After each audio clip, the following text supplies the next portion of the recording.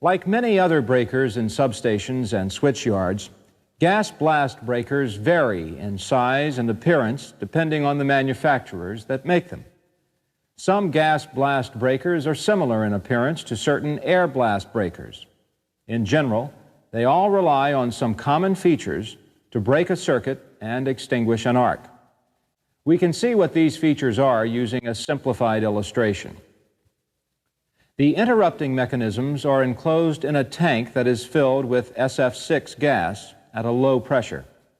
The main arc extinguishing features include several sets of contacts, a reservoir of high-pressure SF6 gas, a blast valve, and blast tubes.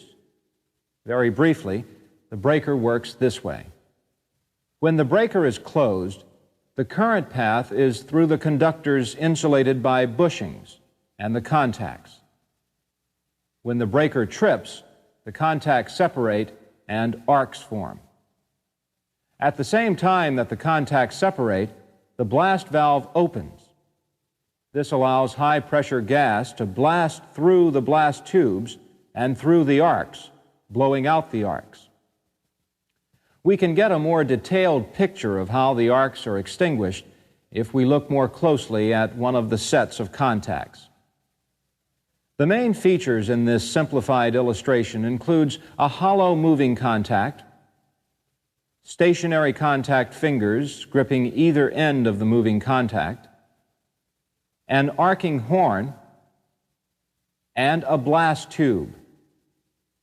When the breaker is closed, the current path is through the stationary and moving contacts. The contacts are surrounded by low-pressure SF6 gas. When the breaker trips, the moving contact slides along one set of the stationary contact fingers and separates from the other set, and an arc forms. The arcing horn sticks out further than the contact fingers that encircle it. Because an arc takes the shortest path between conductors, it transfers from the stationary contact fingers to the arcing horn and from the outside surface of the movable contact to the hardened inside surface of the contact. This minimizes burning of the fingers. In addition, the arcing horn is designed to withstand the intense heat of an arc for a very brief period of time. As the contacts continue to separate, the distance the arc has to travel to sustain itself increases.